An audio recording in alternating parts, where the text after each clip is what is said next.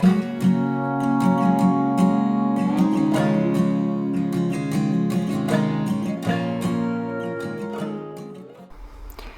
guys, we're back with another video, and today we're going to be sticking with the bee theme and making these cute little mini junk journals. And yes, these are mini junk journals because I'm only going to be using some Amazon packaging, some scrapbook paper, and the printables that I have put in a link below for you guys. So as you can see, this is all we need, and some inks. You obviously need whatever adhesive, and here's the printables if you want them. I created these on Canva because I wanted some bee images, so if you want it, it's free, go get it. I've already used a couple to make this first little notebook when I was trying this out, and they're very cute. You can go get it. I've printed them on cream paper, and my printer is kind of crappy. It doesn't do detailed prints that well, so don't go by the quality of my print for the quality of the images because my printer sucks. Okay, so everything's down below in the description box, and we're going to get to it. Now you can make these any size whatsoever. This is once again a no measure project. It's a just go with whatever you want size project. I'm going to take some of my Amazon packaging. This is just the brown paper they put inside your boxes when you buy something to pad it out. And I'm just going to fold myself some long strips. I'm going to fold it accordion style just to measure my strips against themselves. Just like so. This is just an easy way to get a whole bunch of papers that are the same size. So do as many of these as you want. I don't really want a lot of pages in my little book. I like the little books just to be short little notes that go in journals as just like an extra little cute journaling space. And then you're going to just trim off and cut up your strips. Easy peasy. Now you can do anything to these interior pages. You can ink the edges, decorate them. I really like them just to be basic and simple as they are. I find that when I'm making little things like this with hidden journaling spots, I like them to have like clean little pages, but you know, make this to your style whatsoever. So I've cut up 3 strips here. I actually don't need all 3, but I wanted to show you there are 2 ways you can make these pages. The first way is the loose pages, which is the journal I'm going to be making, and then there's also the way where you pull out a fold up page in accordion style. Now to get your pages, you could just fold up your paper in half and half again. My strip is an awkward length, so it makes my pages too small, so I'm going to have to pick a size and fold up accordingly. But depending on your strip, you can just keep folding your paper in half until you've got the size of paper that you wish. I'm going to go for about this size, which is similar to the little journal I've already made. And I'm just going to fold it up accordion style, just to get all our... Now, if you are a perfectionist and you want everything to be exactly the same, I'm not a perfectionist when it comes to this stuff. You would do 1 page on like a cardboard, maybe cereal box as a template, and then just use that to make all your pages the exact same size. As you can see, I just get them in a little pile and trim off the edges so they're roughly the same. Like, I don't care if they've got rough edges or they're a little bit squint. That is for me the beauty of junk journaling. Now if you're going to make the accordion style page, I'm just getting a similar size. I actually should have not made this a similar size. If I was going to use this page, I should have made it a little bit smaller. You fold it up accordion style like so. Accordion, I couldn't say that there. Fold it up, and the difference between the loose leaf pages and the pull out page is that you'll leave yourself a little tab on the end. That little bit that's sticking out, you would leave yourself a little bit like that to be adhered in between the book cover pages so that you could, you know, pull out your accordion page. So I'm going to give myself some more little pages from this extra little strip I've got here, because even though I have got a few pages there, I want it a little bit thicker. So do this with as many pages as you want. The thickness doesn't really matter. Just be aware that if you make a thicker book with more pages, it might be a little bit harder for you to put holes through them all in one go. So you might have to split the piles and make the holes in like separate piles once we get to that stage. Okay, trimming them off. So now I'm going to get my little pile together. I'm going to pick what side I want to be the page that you see when you open the book, and then I'm going to pile them up and get the one edge together very neatly. I'm not worried about the other 3 edges, just want that one edge that is going to be in between the book covers to be lined up. So at this stage, if you wanted to curve your edges, ink your edges, you would do it all before putting them into this little pile. You would get your pages exactly how you want them, and you can use any paper. You don't need to use Amazon packaging. You can use any paper for this. So I'm getting that one edge completely straight, as you can see here, and I'm going to use our little pegs. We made a tutorial for this, it's on the channel, to make these handy dandy little toadstool pegs. And I'm going to keep everything together and put that to one side. Okie dokie. So for the accordion one, you would, if you were going to do it, you would trim down just a little bit here for the tab to keep for going between your book pages, and you would decorate that in any way you see fit. And when we get to the last stage, I'll show you what you would do with this so that it would pull out like this. But I'm not going to be making one of these ones, but I am going to keep bringing it back to show you at what point and what you would do with it. Just an alternative if you prefer that to little notebooks. Okay, so we're going to measure our cover. I'm just going to roughly give myself a size just by using my book.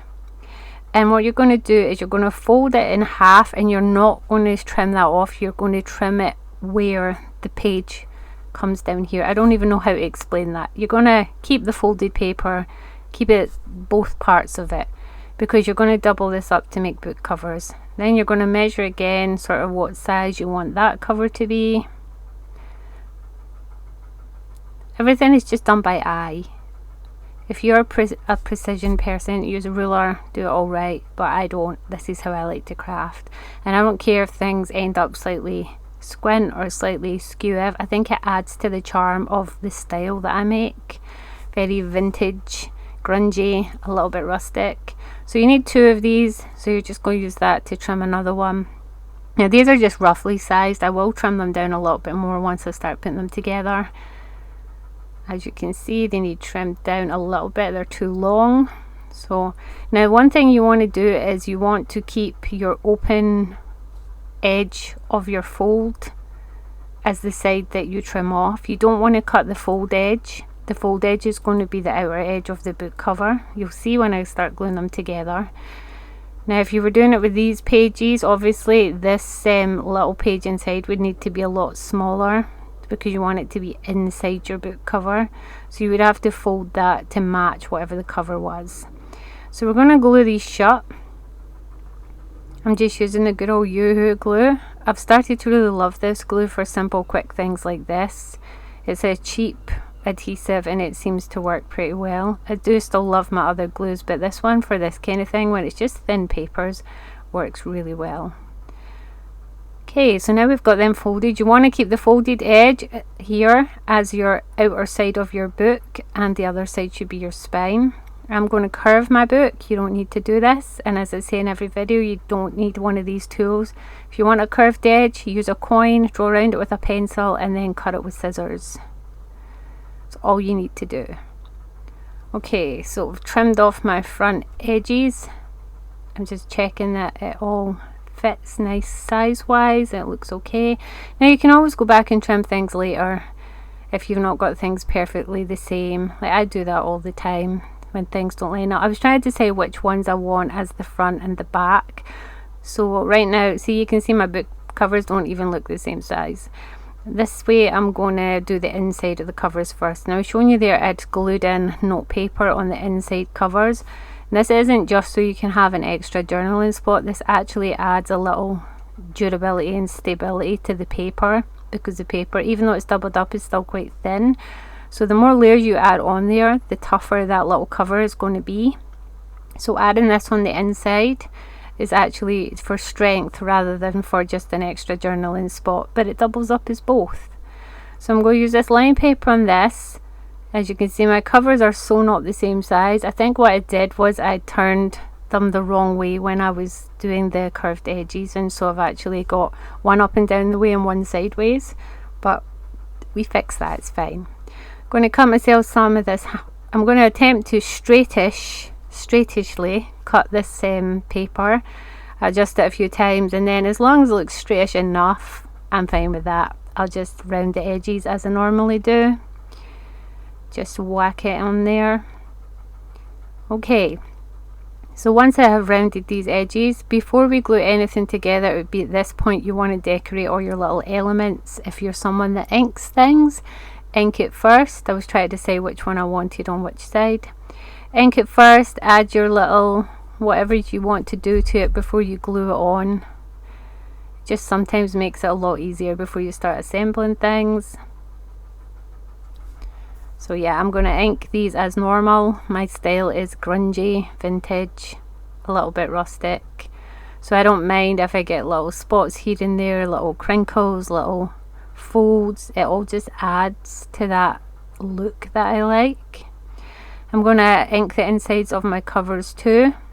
I'm only worrying about the insides right now. I like to do things in steps. So I'm just going all the way around the edges. This is just the usual vintage photo. As I said in my last video, I'm actually waiting on the tea dye in Distress ink to see what colour, to see if I prefer it. I'm still thinking I'm going to use this one a lot though. So inking around everything, just to chuck it all together.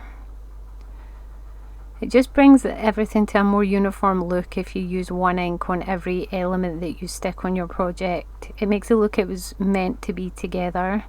Of course, if you're somebody that doesn't do inking, just don't do it. You don't need to do it. This is your craft, this is your project, this is for your style. Do it however you like it. It doesn't need to be the way I'm doing it. This is just to inspire you and to show you how simple and easy it is to make these little things. You can totally customize this in any way. So I'm using the good old Yoo-Hoo glue to glue those inner pages. Now my normal style would be to go and sew these on the sewing machine, but I realize not a lot of you have sewing machines, so I'm trying to do projects without it, but I will do some with it in the future because I really love the stitched look. I would probably stitch these on now so that then when I do the front of my cover, I'm not stitching through whatever I put on the front. Okay, so I'm just going to once again grunge them up a little bit. I actually use the dauber, ink dauber, as a way of also pressing down the paper. So I use it to like rub it down and get that glue nice and secured while adding ink at the same time. So now we're going to go to the fronts. Now for the fronts, I'm going to use the printable. I'm going to use the bees that we printed off on this sheet. On the other one I had used some of the little ephemera bees, but I think this whole sheet here, I made this deliberately with them spaced out so you could just cut out singular bee images. I'm going to use this one for the back, and I'm going to use its matching larger version for the front just because I want it to be a little bit matchy. On my other one I used two completely different images, but this time been matchy. Now I hate fussy cutting. To me, fussy cutting is the worst thing ever, so I cut everything out in the easy quick method of leaving myself a little border, and you'll see how quick it is to do this. You don't have to worry about the details, you don't have to worry about going around those tiny finicky little antennae. Although it does seem like I can't actually use my scissors in this video. I have the worst coordination in my hands. I don't even know how I manage to craft, to be quite honest. Sometimes I watch these videos and my own clumsiness, my own chaotic way of doing things, I find it painful to watch. I don't remember my hands being this awkward.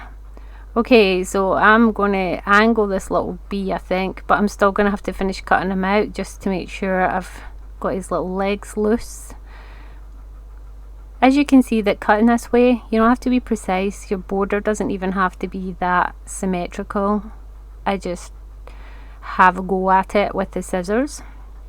So he's going kind of at an angle here, and his little brother, his child, his smaller counterpart, is going to go on the middle of the back.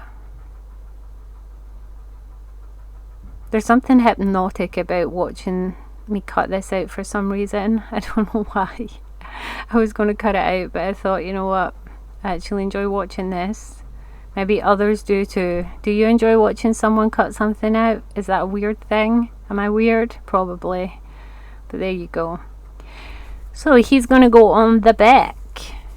Now, all I need for them, is some Inky Dink to make them matchy match. And we're just going to do the usual. We're going to go around very lightly. It's so easy when you're using the dauber to lift up the edges of really fragile paper like this. So you just have to hold it down and try your best not to rip it up. But if it rips, you know what? That's the style I go for anyway. I don't really care. Okay, so I'm going to ink this little fella too. Get him all grungified. Get him matching his big bro. And try not to rip his legs off in the process, which, you know, is a me thing to do. I'm really heavy handed for a crafter. I watch these videos and I watch the clumsiness of my big chaotic toddler hands, and I think, how do I ever make anything that's actually half decent? I've got the coordination and skill of a chimpanzee. Actually, they're probably more skilled than I am. So I'm going to use my UHU glue, or UHU glue, and we are going to just glue him on there. You know, my friend actually said to me, she watched we do vlogs, studio vlogs, so if you want to watch studio vlogs, I'll put the link for that below. She was watching one where I was painting and she was like, you're very harsh, hands-on. What was it she said? I'm not very delicate when I paint. I literally have the skill of a toddler. You know, when you watch a toddler holding a big chubby crayon and they just go at it with all the vigour and the energy of a toddler. That's how I paint. That's also how I craft, it would appear. Okay, so after gluing them on, I'm just trimming off the little edges from the other side. It's the best way if you're going to need something perfect size. Glue it on first, turn it over and trim it after. I'm going to ink up now. I didn't ink up before because, as I told you in a previous video, inking over the top of images in this way actually helps settle them into the image and can add a little depth. Obviously ink your image up before you stick it on there just to get your edges, but then doing it like this, as you can see, it settles it into the page more. It looks more cohesive, like it was meant to be there. And then I'm just doing this one. I've got a couple of bits that are not glued down properly that I'll need to go back and glue, but just inking it on.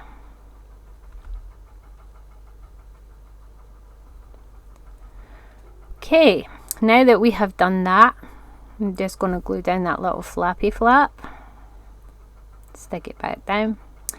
And now that we've done that, we obviously have to make it a me project, and I have my trademark stamps. First I'm going to just make sure I've got my covers. I had a moment there, unable to figure out how these were supposed to go together, and I was like, how am I this stupid? There we go. They still work, yes, I did not make a mistake. So now I'm going to go for my stamps. Now if you watch my videos, you'll know I have the certain stamps that I go for all the time. This time we're using this receipt one in the Stays on Ganache. It's this one here. If you want any of the items that are in my videos, such as inks, stamps, tools, there's an Amazon link below that has everything that I have bought from Amazon in the last 2 years that I use for paper crafting. So you should be able to find it down there in my little mini storefront, and if it's not there, ask me and I will find it for you. But yeah, I also get a little bit of commission if you use that link, because it's my own little storefront. I'm now an Amazon affiliate. So I'm putting on my favourite stamps in any way I see fit. I really love these stars. They came on a postage one, a big set of postage stamps, so they're also in the Amazon store. And I'm just doing my trademark little, basically throw it on wherever I think it looks nice. You can use stamps, you can use stickers, you can use your own painting, but you don't need to decorate like I do. And then there I go looking for my trademark, must use every single time, tea stain stamp, and I'm searching for it and I'm like, where is it? I can't find it. And it's sat there this whole time like a moron, staring me in the face. Do you do that? Are you really clutter-brained? Clutter-brained? What's the word? Scatterbrained. I don't even know what a clutter brain is. I guess I've got a clutter brain because there's so much that's going on in it all the time. But yeah, I'm a little bit scatterbrained sometimes. I lose stuff that is staring right at me. Okay, so once we've got our covers done, we're going to figure out the page. Now I was going to show you me putting in these little pages here and realized I'd made them too big, and I still make them too big. So if you're going to use a fold out page, the overall size, including the little tab that goes into the book spine, should be the size of your cover.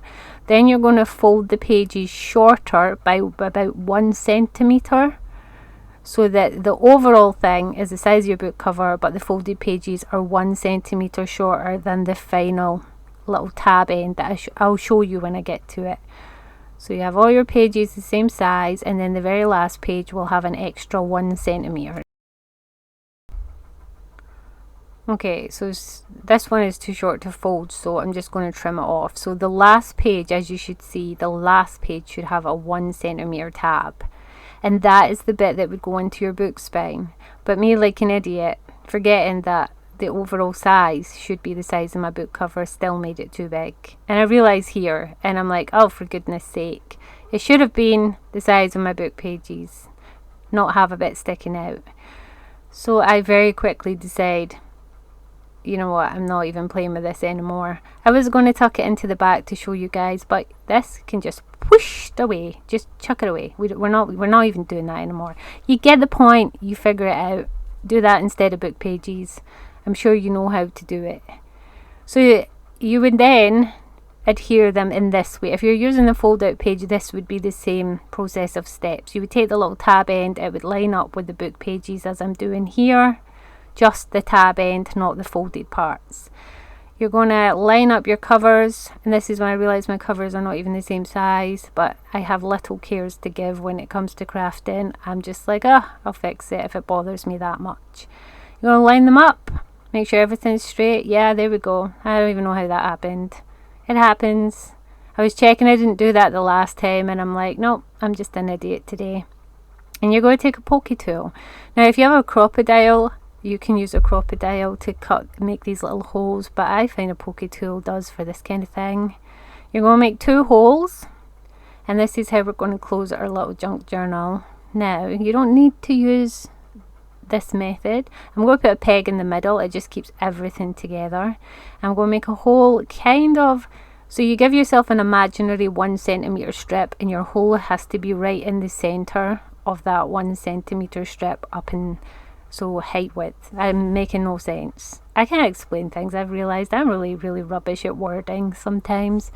So you just want to put a hole roughly on either side of that peg, and not too close to the edge, so that you can give yourself a little bit of wiggle room so it doesn't rip off the end.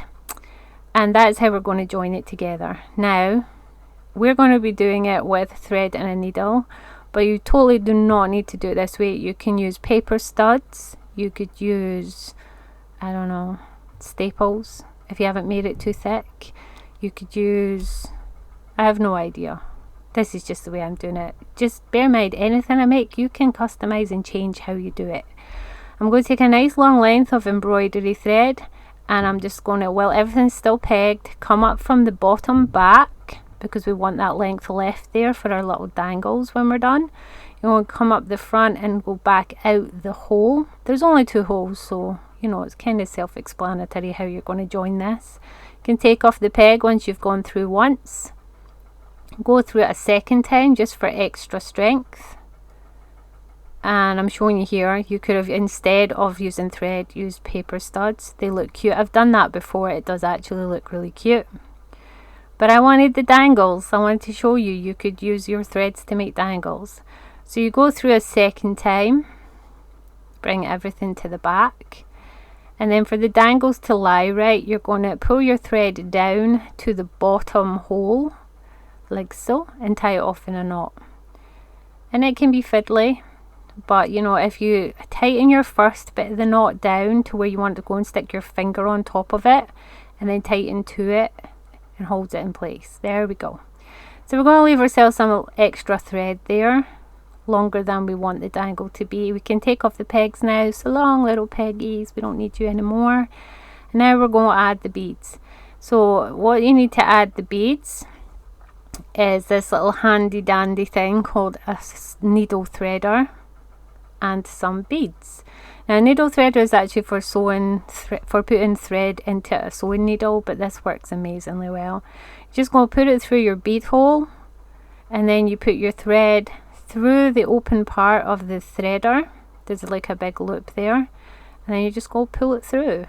And that means you can take a whole manner of beads that have tiny little holes and thread them easily. So I'm going to add stripy brown and yellow. These are just little wooden, I think these are 4mm wooden dyed beads. You can do more than one bead at a time too, depending on the size of your threader. If you don't have a threader, get a really thin bit of wire and just fold it in half. It works just the same. That's pretty much all a threader is. It's a folded bit of wire and the two ends have been stuck into a piece of plastic. You don't even need that, just a long bit of wire folded in half. Okay, so once you've threaded them all, see I was quick there, jumped away and came back so you didn't have to watch me painstakingly do it. You're just going to knot the edges. The edges? That's not a thing. Ends. You're going to knot the ends. And I'm using my poke tool just to get the knot exactly where I want it. You just kind of use it to maneuver the knot to the place you want it to be, and then pull it tight. And you're going to do it twice, depending on the size of your bead hole, I guess. If your bead hole is extremely large, you might actually have to do a few knots and maybe add a little dab of glue just to ensure your beads don't come off of it. And as you can see, you can pull the beads down and they ain't going nowhere. So I'm just going to leave myself a little tail, and then we're going to do them both. And there we have it. We have two little dangly charms on the back of our little tiny mini junk journals. I'm actually going to fix the end because while doing that it was starting to annoy me. But look how easy it is to fix. You just trim and then re-ink that up like it never happened. Nobody will ever know that you made a mess and none of your covers were even the same size. Well, probably for the people watching this video, they'll know, but you know, it's our secret. We'll just keep it between us.